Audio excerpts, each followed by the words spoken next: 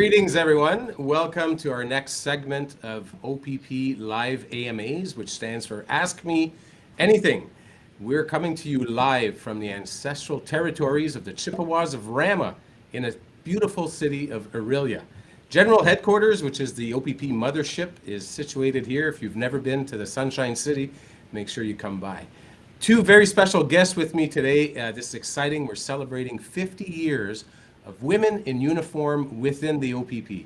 And just so happens that they're two friends of mine, so I look forward to talking with them, and you'll find out all about their journey, where they're from. First, I'd like to introduce Superintendent Mayor Shannon. Thanks for joining us. Thank you, Benny. Very excited to be here. It's especially great to be here on International Women's Week, which is coming up on Friday. So thank you.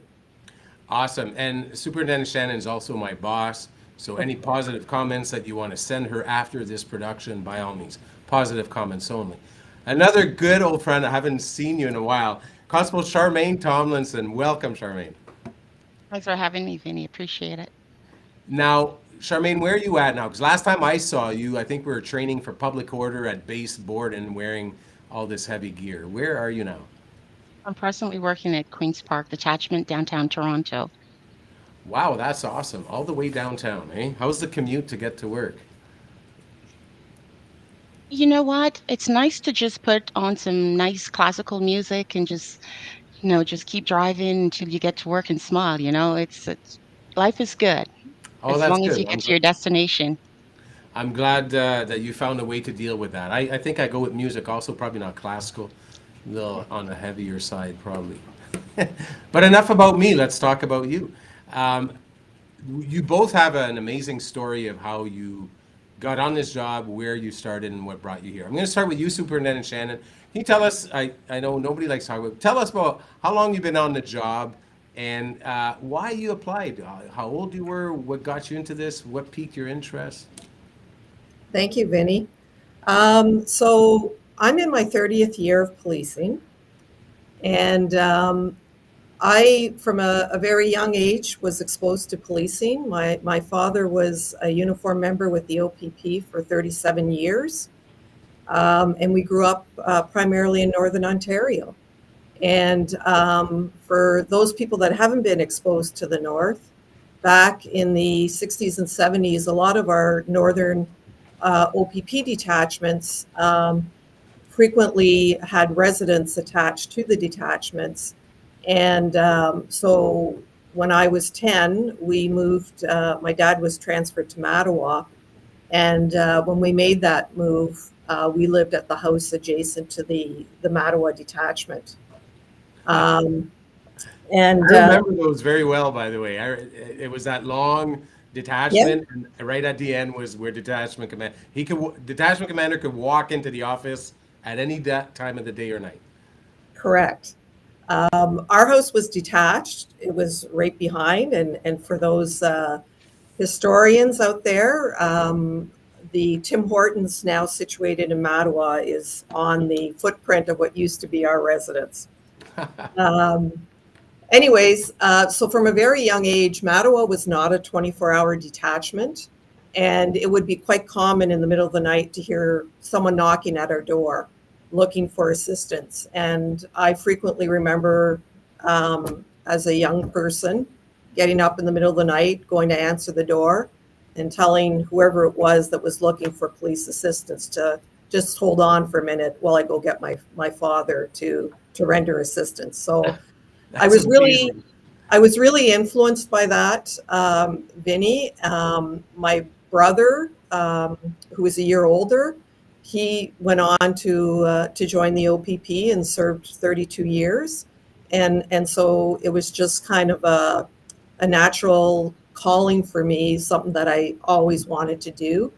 That being said, I was a little bit older. I knew I wanted a family. So I didn't join until I was 30. And when I headed off to OPC, I had 3 children under 5. That were left behind. I had a 5-year-old daughter, a 4-year-old son, and a 1-year-old daughter. So the old adage, it takes a village. I really had that support That's that's an amazing story, and we see that more and more. Police families, where Mhm. the younger generation follows the footsteps. I think it's just interesting when you say about going to answer the door. I'm just picturing somebody's at your door from an accident, or they've just been assaulted, and you're like, just one Yeah. sec, I'm going to go get my dad.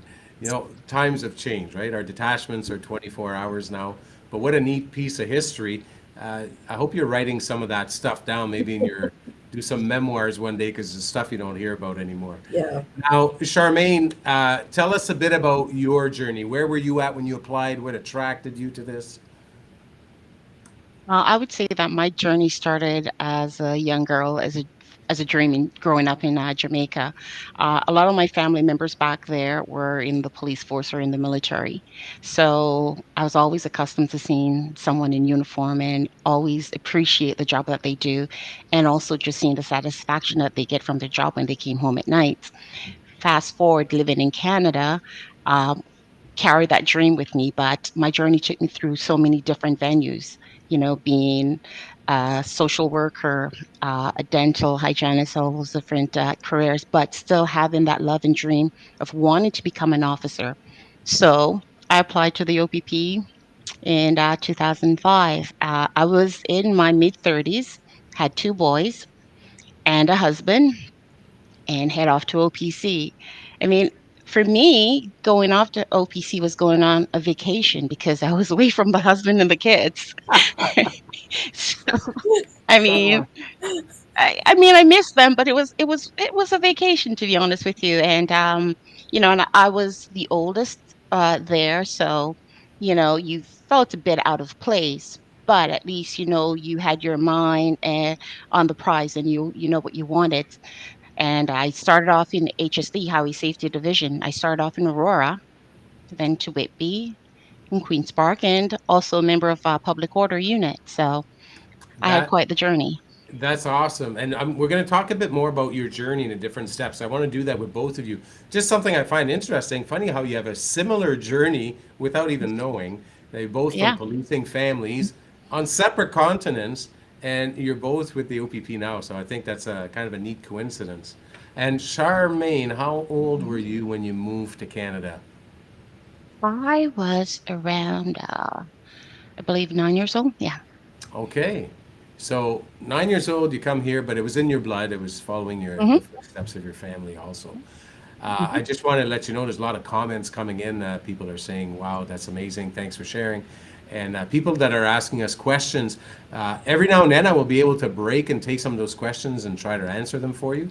I want to remind everyone that everything we're talking about, as far as details, when people ask questions about when the next classes are, when the next events are, opp.ca.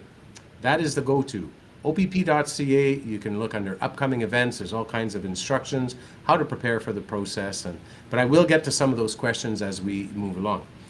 I'll go back to you, Superintendent Shannon. Let's talk about your first posting, and just give me a little like Reader's Digest version as you bump along the way, but don't go all the way, because I know you've had quite an extensive career with a lot of pit stop, and I want to make sure we cover it all. And so I'm going to kind of joggle or toggle between you and Charmaine. Thank you, Vinny. So yeah, my first posting was the former Berks Falls Detachment, now known as Almaguin Highlands, which was truly an exceptional posting for a new officer to get exposure to pretty much everything that a frontline officer can encounter in their day-to-day duties on the road. Good mixture of criminal investigations, traffic enforcement, multiple communities that we policed. And it truly was just a great way to start off my career. So I did 5 years as a GLE, which is a general law enforcement officer, on the road, shift work. And at the 5 year mark of my career, I really had a real genuine interest in crime, and ended up competing for a position in our crime unit. and was successful with that process. And so then I moved into criminal investigations and spent 5 years specializing, getting the training to really hone up my criminal investigations. Vinny, if I can comment on anything, as I'm closer to the end of my career than the beginning, and I've been really reflecting a lot, especially this past year. I really can't speak enough to what an exceptional career I've had, the opportunities that have been provided, and not just uniform. Like when I think about our organization, the training opportunities that we are afforded um, really are second to none. When I, reflect on some of my training, and I know that you'll be able to speak from your specialty being a canine, um, you know, the OPP sent me out to Rotman's for a police leadership. I had the opportunity to complete a course with Dalhousie on leadership coaching. Um, in my early days, the organization really set me up to be um, a really strong criminal investigator. And then as I progressed through the different roles in my career, the training just continued. I echo your thoughts there because I've always said that the Ontario Provincial Police is probably one of the highest and best trained police agencies in North America. We are recognized on the world stage as a police service of excellence. And I can't say enough about our academy and our instructors. That's why I say I echo your thoughts. All our in-house training, which is done by our own people that become experts in the field, all the way from the academy training new recruits to training detectives, to training people on how to investigate homicides in the crime world, whether you're specializing in ERT or canine. Our training is awesome. And with that, I'm going to use that as a segue to go back to you, Shar. Is it okay if I call you Shar? Because I've always just called you It's that. okay to call me Char. I'm Okay. used to you calling me Char, Vinny. I want you to tell us, I know you started in Aurora in HSD, and bring us to that specialty training that we actually did together on a Hmm. military base and talk a bit about public order. Because I think a lot of people don't realize the opportunities that are here. I think that's why you two are awesome guests. I want to make sure people get to hear a little bit of everything. Oh, public order. Should I talk about the pain of going through public order or the enjoyment? Well, Well, I think we'll focus on the enjoyment, but tell us a bit about the training, or yeah, I want people to get a clear picture that our training is real. What we do is second to none. yeah. I became a member of public order back in 2010. And I will say it was one of the best experience I ever had in my life where training was concerned, because I grew up as one of those prima donna who didn't want to sweat, who didn't think I had to do physical activities or anything like that. We But have I one. tell you, joining the OPP and especially public order, it was quite the eye opener, and it showed me that I was strong enough not as a human being but as a woman and as an individual, because uh growing up and even as an adult, you doubt yourself sometimes as to what you can do. But being a part of the family, as I would call it, because public order was a family, and being the only female in that unit at the time, because we all had separate groups, it just showed me that you're never alone, and you have people who will bring you up to that level where you think you can't be. So the training, the instructors, and the family was just wonderful. It was quite the unit, and it enabled us to get the job done. So even when you thought that, hey, I'm a failure today, you weren't a failure, because you were that team. It's all that saying that they always say, leave no man behind.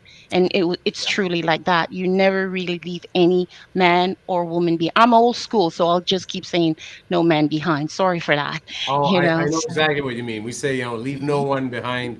And and for those of you that are wondering what this public order is, when you see certain events break out, there's a risk of rioting. mm, The officers that are wearing, basically, it's like wearing hockey gear with some overalls over top, a big shield, a gas mask, a helmet.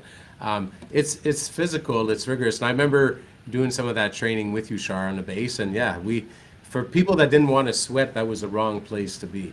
But the training was awesome, and we got to participate in some neat events. Yes. Now, I'm going to guess, how many years did you do with the public order unit?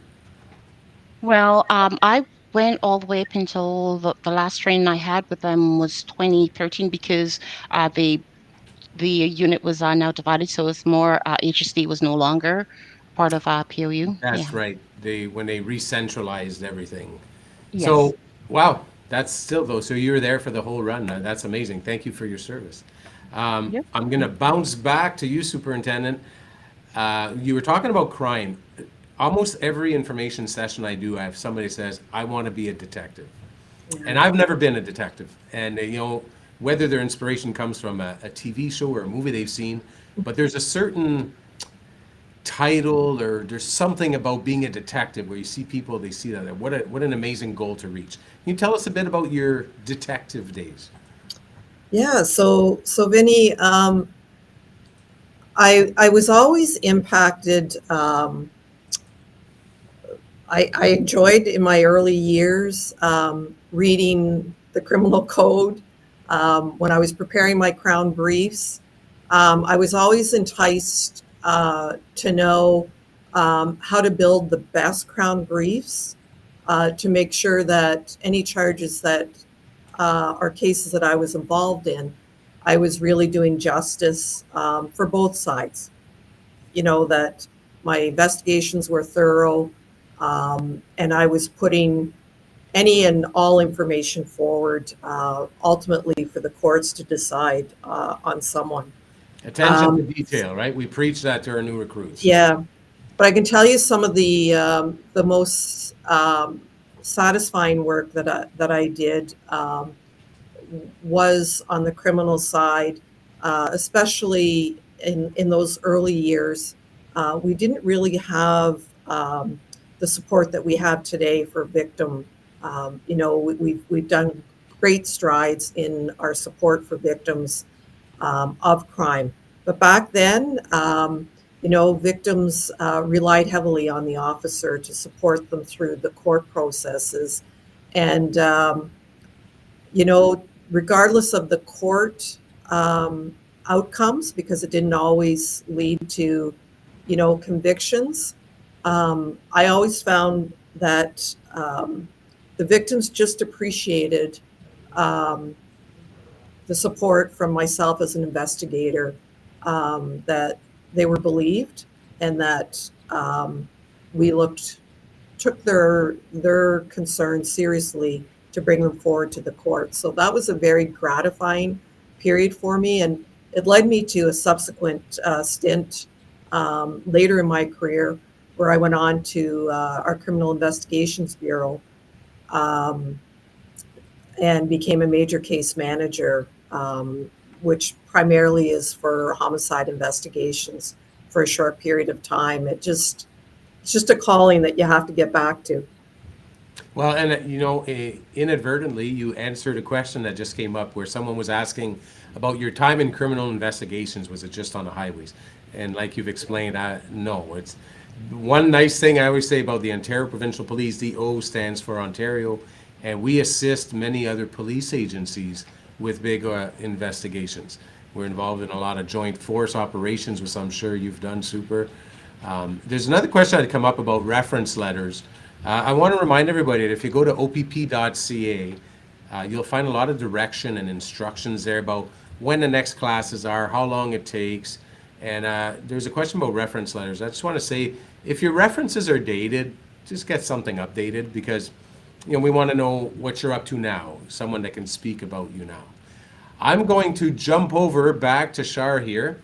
So I want to talk about where you are now, or if you can tell me about the pit stops between when you left public order and now being at Queen's Park. A lot of people don't realize that we have a detachment at Queen's Park. So can you talk a bit about that? Who's at Queen's Park? Who hangs out there? Colonel Sanders, is that does he have an office there or no? No, sorry, I heard that, Vinny. I heard No that the chicken for you Vatican at all. has. No, at Queen's Park, basically it's a wonderful hidden gem that hardly anyone knows about. but it's a different style of policing. Most people would think of just police being on the road, catching bad guys, criminals, and everything. But at Queen's Park, it deals with so many different, many people from many different socioeconomic environment that comes within the buildings that we serve. We are there within the buildings that or the security for a lot of the politicians and OPS workers, Solgen, MAG within those buildings. And we have many different sites that we are now looking after. So we have 56 Wesley Ware is our main office. Then there's 25 Grosvenor. We have Ministry of Finance office, and we are out of 777 Bay and also 438 University. So we govern all those different sites and making sure that everyone's taken care of. We do have situations where we're dealing with trespass to property, we're dealing with drugs, we're dealing with warrants, you name it. So it's not just looking after the buildings and the people that works within the building. Yes, and a lot of people don't realize we have that big of a footprint in Toronto. Yes. It's not just one building. Queen's Park encompasses a lot.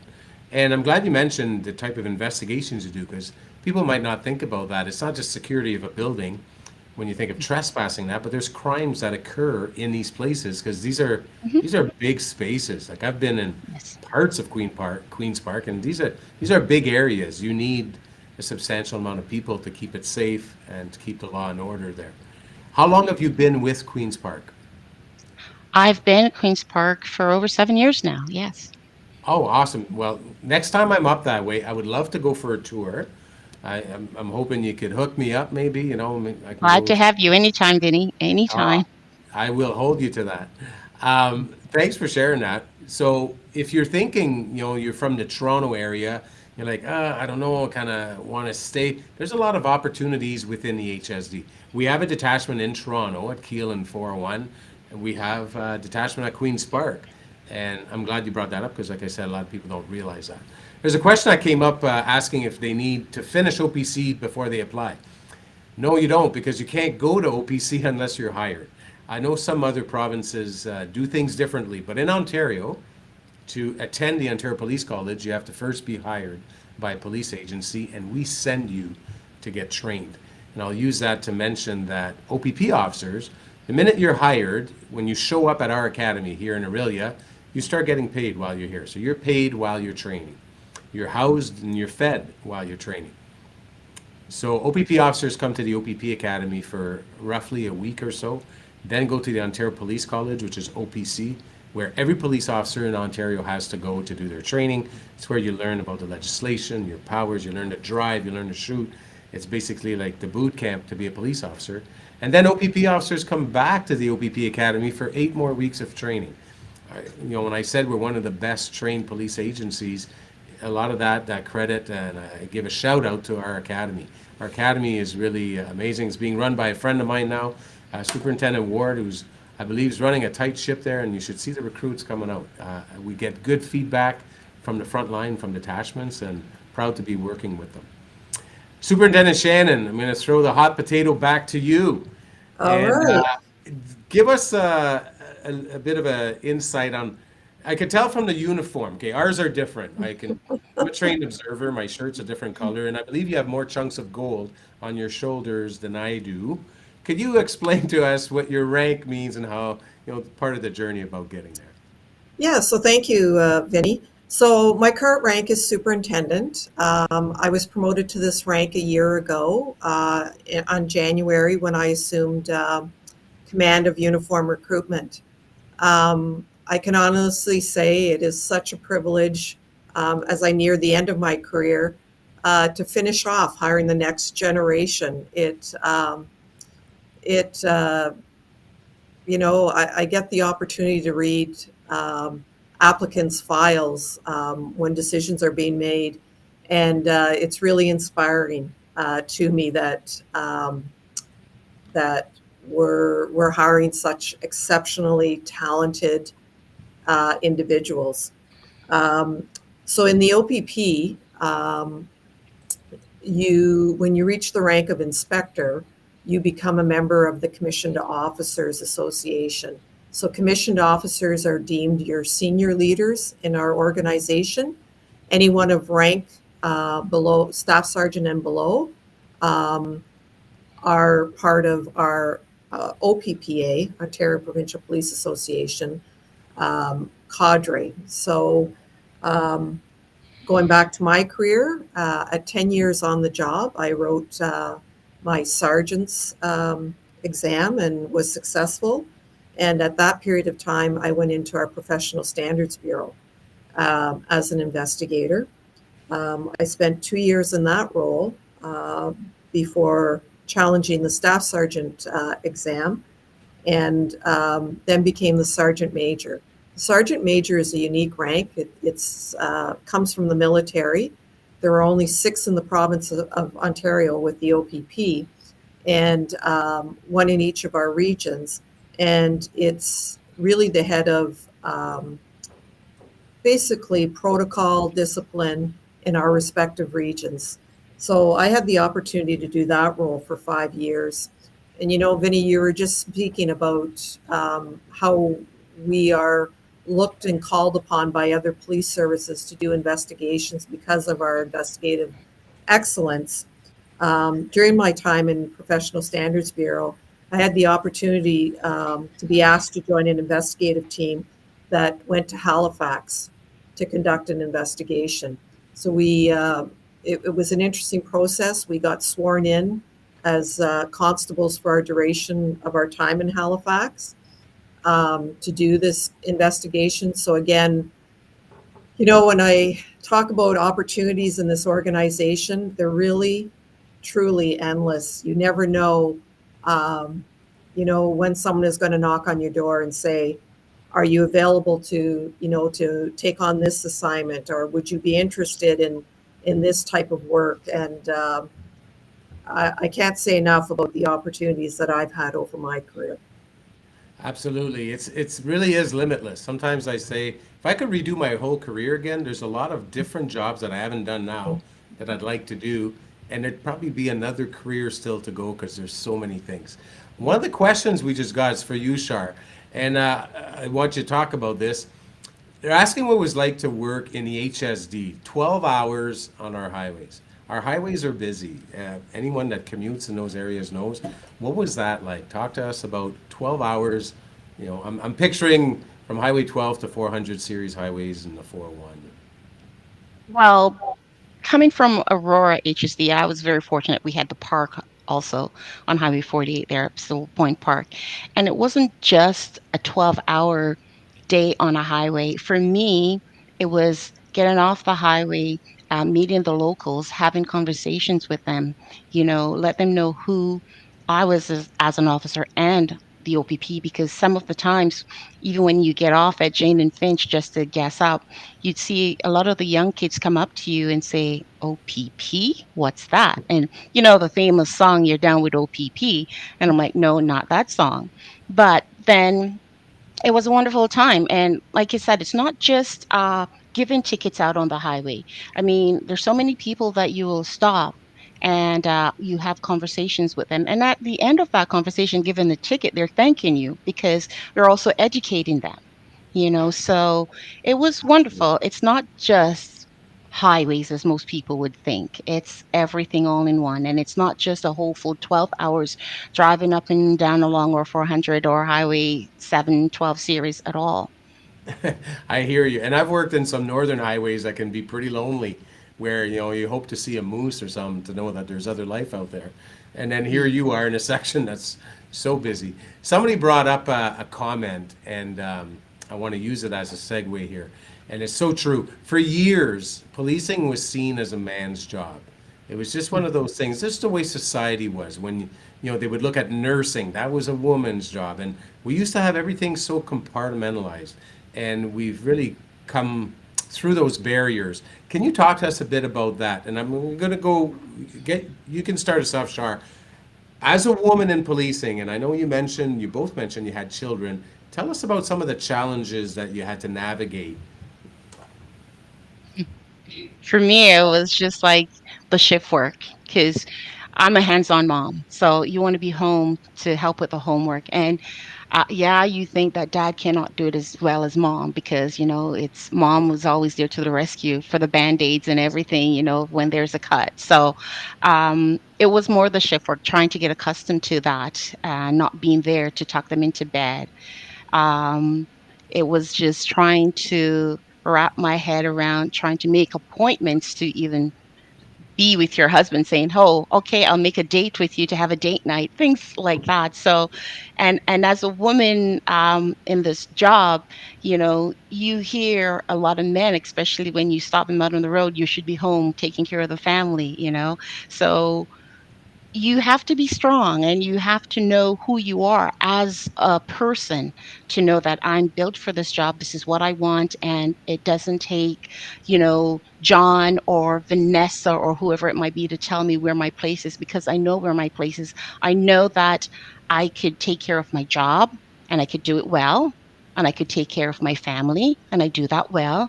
I know that there will be occasions that I will miss. I will miss certain birthdays. I will miss Thanksgiving or Christmas days. But my family, they're aware of that. And we have the conversation about that. So they gave me that permission to go out to do the job that I do and not have to worry. And my husband is wonderful where that's concerned because where I drop off and doing certain things, he is my rock with following up. And he's an officer also so he understands. Wow, I think it's beautiful how you brought that up. Communication is the key in any situation. Whether you're a man or a woman on this job, you're right, you might miss a special event, you might be late for that date or for an event, but that's policing. Policing is 24/7. We work shift work, we work weekends, we work at night. So anybody watching, if you're thinking, I'm looking for that day shift 9 to 5 job, that's not what I'm here to talk to you about. You can go to our government website. There is a link on the OPP website at opp.ca, which will list any type of jobs available in the OPP that are government jobs that are not frontline related. So that's more where you'll find employment that's a more 9 to 5. We're focusing on frontline policing, uniform work. I'm going to throw the ball back to you, Superintendent. Women in policing, young children, you had 3 at home when you went to OPC. I did. And, much like Shar, the family does make a lot of sacrifices. But I also believe there was a lot of pride. When my children were quite young, they were growing up in a small community. Everyone knew who I was and what I did.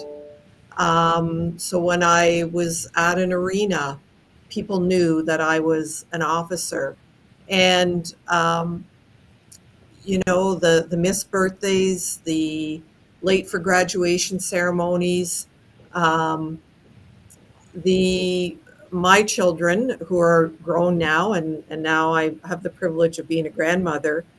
Um, I've had conversations with my daughter who speak to the influence that I had on them and how they felt empowered to look for careers of their own based on the exposure that they had being raised by a mother who was a police officer. So it certainly comes with some sacrifices, but it also comes with a lot of great rewards, a lot of job satisfaction, really meaningfully impacting people on what is likely some of the worst days of their lives. So I wouldn't change anything. I wouldn't have looked at a different career because it really truly was such a great opportunity to help people and to influence people. Absolutely. I often get that question. People say, like, are there bad days? Absolutely. Anywhere you go, any walk of life are bad. Yep. But the good days far Mhm. outweigh the bad days. Life is tough, just like Yeah. any other profession. Policing has its moments, but the good far outweighs the bad. I've noticed a few things coming up in the chat, people asking specifics about salaries, about dates for OPC, opp.ca. Please go to our website. Salaries are posted there. anything related to what the intakes look like, how long it takes to prepare, how to prepare, you'll find that. There's a lot of comments coming up giving you both the fist bump saying, amazing, strong women in the OPP. It's so nice to see that. One question that's come up that I don't know, Super, if you'll know. It says, what percentage of leaders in the OPP are women? I know that we're roughly 22 to 25% of the people in uniform in the organization are women. I don't know how that translates on a leadership scale. Well, I know at our most senior levels, Vinny, we have 5 deputies, 2 of which are females. Our commissioner's executive officer is a senior female leader. I think we're making great strides in the organization on the leadership front.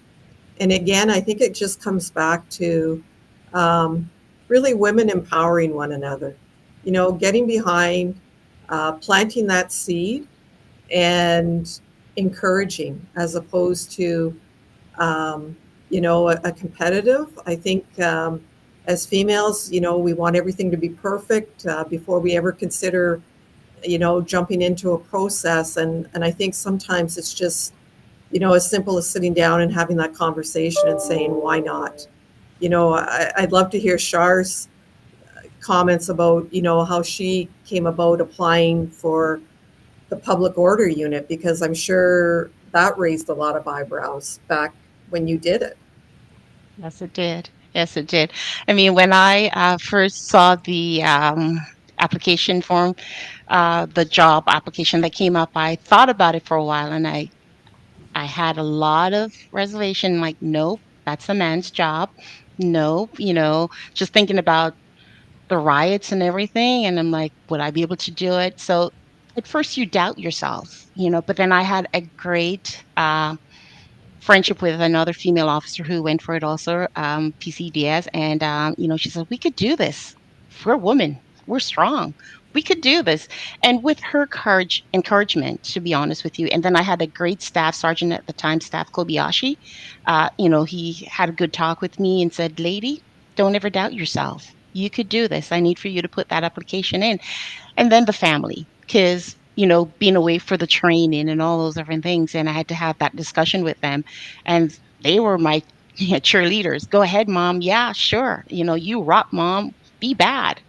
And that's what gave me that, Charmaine, you could do it. And I had to have a good talk with myself, because as a woman, you sometimes doubt that you could do all the things that most male counterparts can do, or even other females could do. And I had to find that strength within me. And I will say that it was the best thing I ever did for myself, because it taught me a lot about me.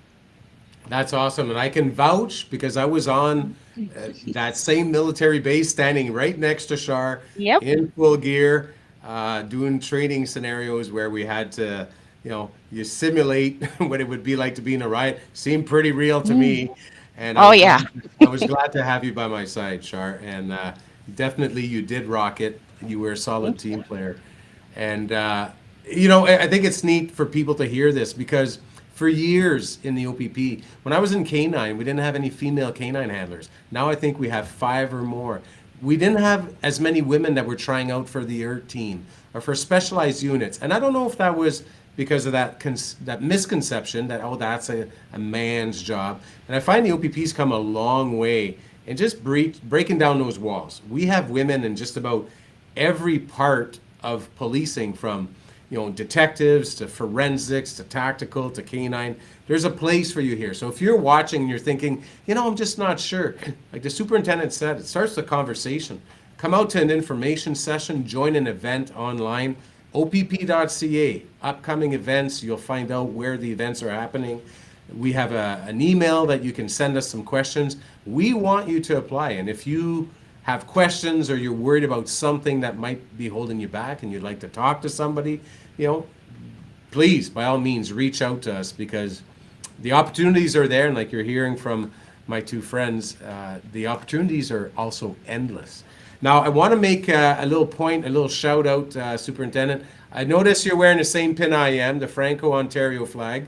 I gave this a shout out on our first AMA about a month ago, and I see that you're wearing one also. So you're one of our bilingual officers. Can you give us a few words in French?